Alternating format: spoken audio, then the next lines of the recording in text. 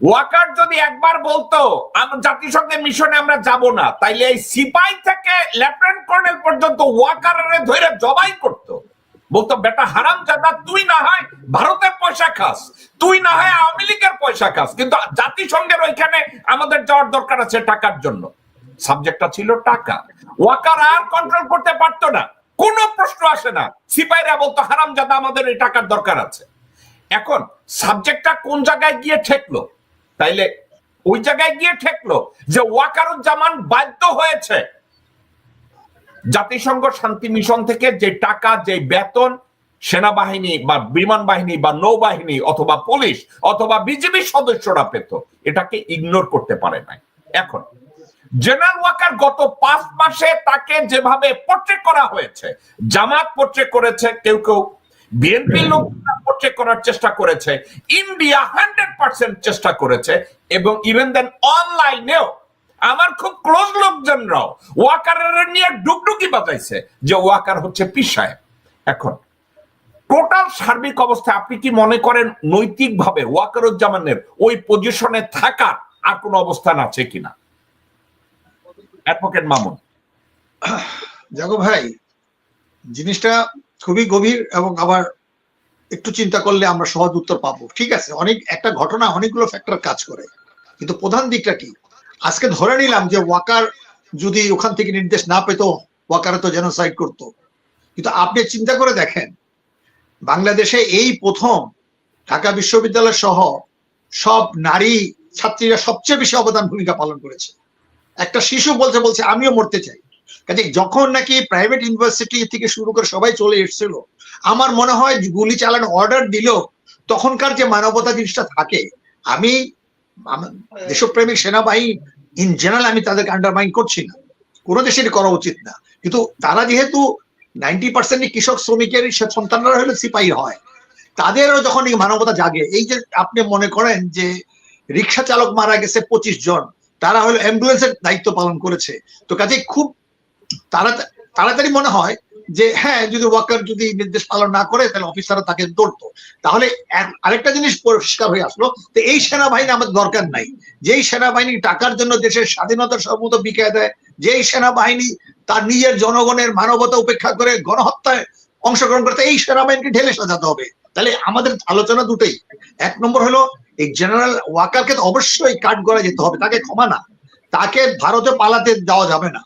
Once for all এই বাংলাদেশে দুইবার একটা সশস্ত্র যুদ্ধের মতো আমরা চলে আসলাম, এটাও এক ধরনের গণযুদ্ধ, গণহত্যা 71 এর পরেই। কাজেই যে 71-এ যে আকাঙ্ক্ষাটা ছিল, আমরা পিন্ডির থেকে দিল্লির শৃঙ্খলায় নতুন করে আবদ্ধ হয়েছি, সেই ক্ষোভটা 75-এর পরবর্তীতে আরো পরবর্তীতে আমরা দেখেছি, এরশাদ থেকে শুরু করে সমরসেনা ডিক্টেটর দেখেছি। আমার মনে হয় এটা একটা পর্যায়ে আমরা গণঅভ্যুত্থান উত্তর বিপ্লবী প্রক্রিয়ার মধ্যে দিয়ে যাচ্ছি, আরো সময় যাবে। কাজে জেনারেল ওয়াকার কেন, আগামীতে যদি ভারত যদি বাংলাদেশে সশরীরে অবস্থান করে, আমার মনে হয় আমাদের এই সেই 1757 যে বৃহৎ স্বাধীন সম্য বাংলা প্রতিষ্ঠা করব, যেখানে হিন্দু, মুসলিম, বৌদ্ধ, খ্রিস্টান সবাই মিলে আমরা বাঙালি ছিলাম। কাজে এইখানে বারবার ধর্মকেন্দ্রিক আমাদেরকে সামনে নিয়ে আসছে। ব্রিটিশরা চলে গেছে, হিন্দু মুসলমান ভাগ করে দিয়ে গেছে, তারপর কি বাঙালি মুসলমান আর পাঞ্জাব মুসলমান ভাগ করছে। কিন্তু ভারতবর্ষে যে সবচেয়ে বড় একটা ছিল যে নিম্নবর্ণের হিন্দুর সাথে ব্রাহ্মণবাদের যে সংখ্যা ছিল, সেটাকে আড়াল করার চেষ্টা করেছে। কাজেই বাংলাদেশও চায় এখানে যদি ধর্মান্ধ জঙ্গি তৈরি করে, একটা জঙ্গি তৈরি করতে পারলে ওই ভারতের সাধারণ জনগণ বোকা বানাতে পারে। এই দেখো দেখো দেখো এইখানে মুসলমানরা জঙ্গি হয়ে যাচ্ছে। কাজে ভারতবর্ষে কোনো মুসলমান যাতে না থাকে, মুসলমান মানেই জঙ্গি, মুসলিম মানেই টেরোরিস্ট, এইটা হতে পারে না। সোভিয়েত ইউনিয়নের পরিবর্তন পরে তারা কমিউনিস্টের পরে একটা শত্রু বানাইলো, সেই হলো মুসলিম। কাজেই এখানে আফগানিস্তানে আমরা দেখেছি। কাজেই আবার মধ্যযুগে ধর্মযুদ্ধ নিয়ে হানাহানি কত শতাব্দী চলবে সেটা আমরা দেখতে চাই না। তবে এটা ঠিক, মানুষ এখন অনেক সচেতন হয়েছে। ওয়াকার কেন, আরো অন্যান্য যারা নাকি চুরি করেছে, মিলিয়ন মিলিয়ন ডলার খেয়েছে, সর্বশেষ $29 মিলিয়ন যে পেয়েছে। আজকে আমি আশা করবো জ্যাকব মিল্টন উনি বলবেন যে গত সপ্তাহে বলছেন যে বাংলাদেশ থেকে মানা করছিল, এটা নিয়ে একটু যদি আমাদের আলোকপাত করেন যে বাংলাদেশের সেনাপতিও কি $29 মিলিয়ন থেকে গণতন্ত্র পুনরুদ্ধার করার জন্য কত টাকা পেয়েছেন। তবে এটা সত্য যে আজকে আমাদের ভারতবর্ষের যে বিশেষ করে আমাদের প্রতিবেশী যেসব স্টেটস গুলো আছে, পশ্চিম বাংলা, ত্রিপুরা, তারাও বাংলাদেশের জনগণের সাথে সংহতি প্রকাশ করছে, তারাও দিল্লির নিপীড়ন সহ্য করবে না। ধন্যবাদ। ওকে, ডক্টর নওশের আলী, আমি আপনাকে একটা কথা আমি জিজ্ঞাসা করি। মামুন ভাইয়ের কথাটা কিন্তু ইলজিক্যাল না। জনগণের বুকে গুলি, এত মানুষকে মারা, সেনাবাহিনী এত মানুষকে মেরে তারপরে হাসিনাকে ক্ষমতায় রাখতো, এটা নিয়ে উনি বলেছেন সেনাবাহিনী রিভোল্ট করতো, কারণ সেনাবাহিনীর লোয়ার র্যাঙ্কের যারা আছে, মেজর, লেফটেন্যান্ট কর্নেল, এরা হয়তো মেনে নিত না যে না, জনগণের বুকে গুলি চালাবো না। কিন্তু একটা কথা আপনাকে বলি, গত 17 বছর ডিজিএফআই হেডকোয়ার্টারে র বসিয়ে, সুপ্রিম কোর্টে র বসিয়ে, হাইকোর্টে র বসিয়ে, ক্যান্টনমেন্টের ওয়াকারের অফিসের পাশে র বসিয়ে যেভাবে নিয়ন্ত্রণ করা হয়েছে, ক্যান্টনমেন্টে একজন অফিসার স্বাধীনভাবে কথা বলতে পারে নাই।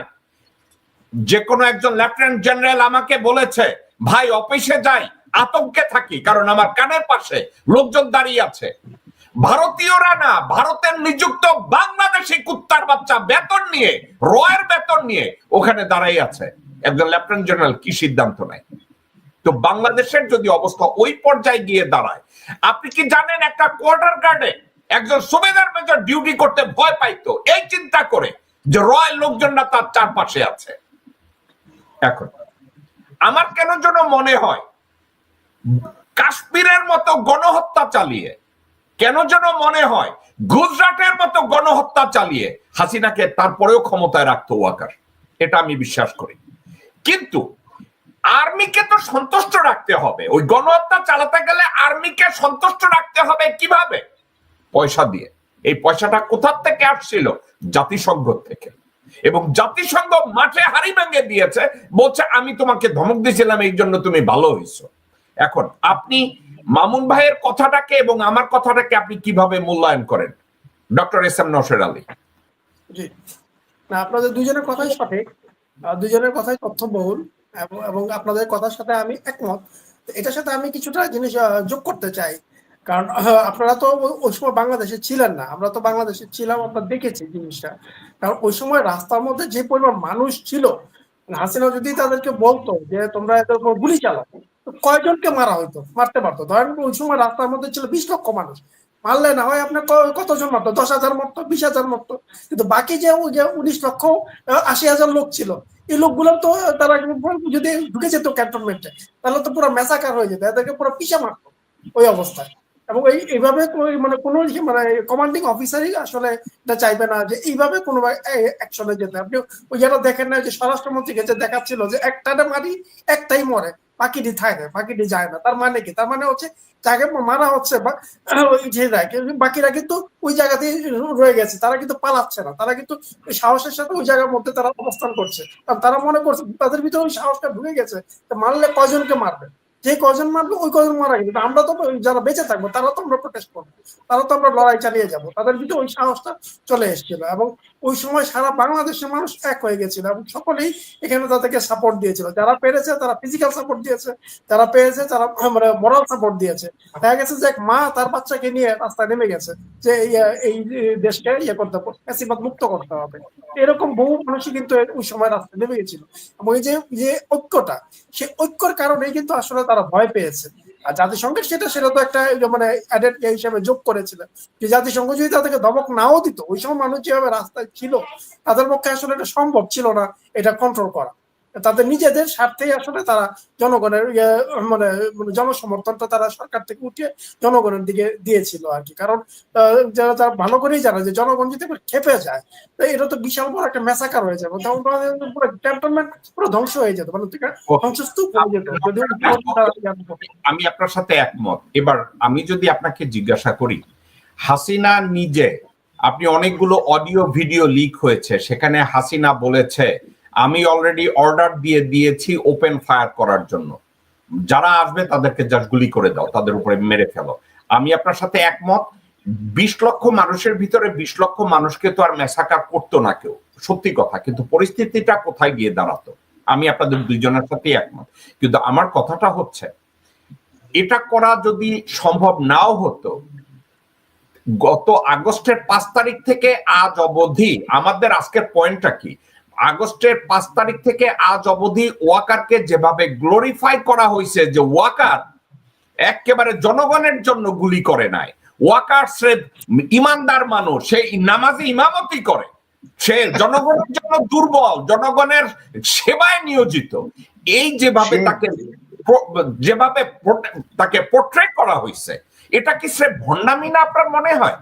মানে কে পারতো আর কে পারতো না এটা আলাদা ব্যাপার, কিন্তু আজকের ওয়াকার হয়তো জনগণকে গুলি চালাতে পারতো না, মারতো না, কিন্তু ওয়াকার দুইটা কারণে ভয় পেয়েছে। এক কারণ ছিল যে সেনাবাহিনীর কাছে থেকে মুখ থেকে যদি আমি পয়সাটা বন্ধ করে দেই, জাতিসংঘের পয়সাটা, একদিকে পয়সা বন্ধ আর একদিকে বলবো জনগণরে মারো, এই দুইটা সম্ভব না, একত্রে দুইটা সম্ভব না। তাইলে ওয়াকার যে ভালো মানুষ না, এর চেয়ে আর বড় প্রমাণ লাগে যে সে অবস্থা খারাপ দেখে মাথায় টুপি দিছে, আর অবস্থা ভালো দেখলে পুটকিতে আঙ্গুল দিত। টোটাল সাবজেক্টটা কি? এটাকে অনেকটা ওই যে ফেরাউনের অবস্থার মতো বলা যায়, যখন ওই যে মুসা নবীকে যখন যে তারা করলো, তারা করার পরে যখন সে ওই মুসা নবী যখন পার হয়ে গেল আর সমুদ্র চারপাশ থেকে যখন আপনার পানি আসা শুরু করলো, তখন সে বলছিল যে আমি ঈমান আনলাম। হ্যাঁ, তখন আল্লাহ বললো যে না, তোমার এখন আর ঈমান নিয়ে আনলে আর কোনো কাজ হবে না, তোমার মরতে হবে এবং তোমার লাশটা আমি প্রিজার্ভ করে রাখবো।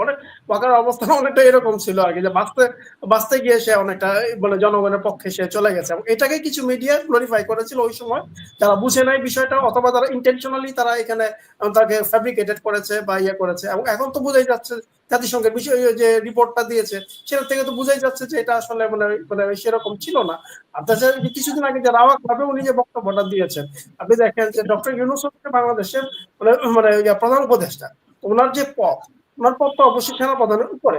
তো দেখা গেছে যে ওয়াকার সাহেব ওনার বক্তব্যের মধ্যে বারবার শুধুমাত্র ডক্টর ইউনূস ডক্টর নাম ধরে বলেছে, মাননীয় প্রধান উপদেষ্টা কথাটা উনি বলেন, অথচ প্রোটোকল অনুযায়ী উনি কিন্তু মাননীয় প্রধান উপদেষ্টা বলতে বাধ্য, কিন্তু উনি সেটা বলেন না। এটা কিন্তু এক ধরনের উদ্যোক্ত, এবং এটা কিন্তু মানে কি বলা যায়, এটা মানে অশিষ্টাচার। হ্যাঁ, সেক্ষেত্রে আমরা বলতেই পারি এটা সেনাবাহিনী শৃঙ্খলার পরিপন্থী। হ্যাঁ, সেটা বলা যায়, সেটাও বলা যায়। কারণ আপনি আপনার সুপিরিয়র কমান্ডকে আপনাকে সম্মান দিতেই হবে, এটা আপনার পার্ট অফ ডিউটি। আপনি যখন সেটা না করবেন, তার মানে তো বুঝেই যাচ্ছে আপনার আনুগত্যটা কোন জায়গায়। ওকে, কারা রইল বোকাপাট, কারা রইল বোকাপাট, ভেঙে ফেল রেল পাট, রক্ত জামার শিকল পুজোর ভাষণ বেদি, ওরে ও করুণ নিশান, ওরে ও করুণ নিশান, তোর গলায় বিশাল ধ্বংস নিশান, প্রাচীর প্রাচীর ভেদি, কারা